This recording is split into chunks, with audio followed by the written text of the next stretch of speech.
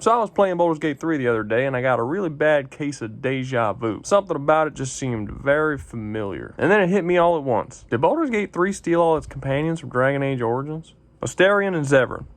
Two elvish rogue characters that specialize in subterfuge, deception, and manipulation. Both are considered the most charming of the entire group and betray you very early on in the game. You're then given the option of whether or not you want to forgive them for their betrayal or not, which could lead to the character's death. Both are also super open to a foursome. Shadowheart and Liliana.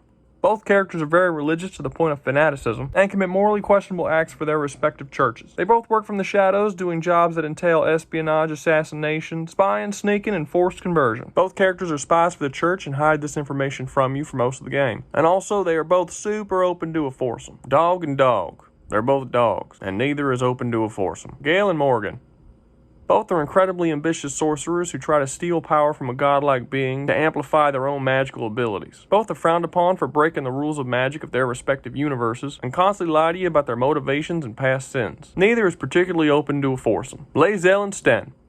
Both characters are foreigners. Neither of them understand the culture or customs of the land they currently reside in, nor do they really respect it. They're generally very dry and humorless, and just generally hate everything about the people around them and the place they find themselves in. Throughout the course of the game, they open up to you and become respected allies, instead of just looking at you like you annoy them. Both are warriors that wield massive two-handed swords, and come from a race of warlike beings who are hated and distrusted by the people around them, due to their violent tendencies. Both characters absolutely despise the idea of a foursome. Karlach and Oghren.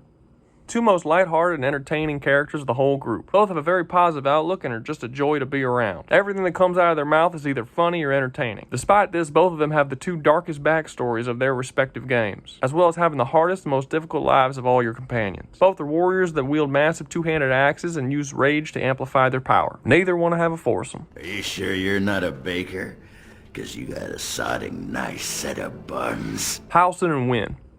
Both sort of fill the role as the parent of the group, although in Halsin's case it's admittedly a little weird. Being the wisest, most knowledgeable of all your companions. They constantly have information that no one else has. Most of your conversations with them consist of you getting information or advice on any particular situation you find yourself in. Both are mages that focus on healing and nature. Halsin is super open to a foursome and Wynn is not. I would like to remind you that this is the first and only companion comparison in the entire video where they are not on the same page about the foursome. And that is an awfully strange coincidence, don't you think? Will and Alistair.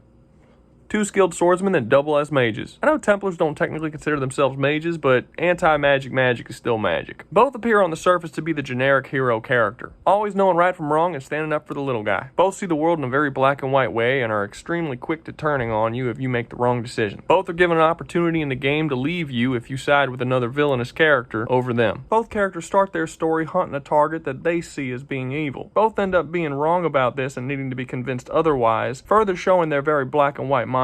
This person that was a target of theirs is then made a permanent companion that accompanies you throughout the rest of your journey. They're also painted as pretty naive, as their ideology is called into question more often than any other companion in the game. At times they're even seen as hypocritical, as they're willing to make certain exceptions to their black and white viewpoints, but only when it serves them properly or they're biased towards that particular thing. And both are considered by the fan base to be the most bland and boring of the entire crew. This is mostly due to their standing as the generic hero type character, their very black and white way of looking at the world, and their lack of interest at participating in a foursome. Minthara and Loghain.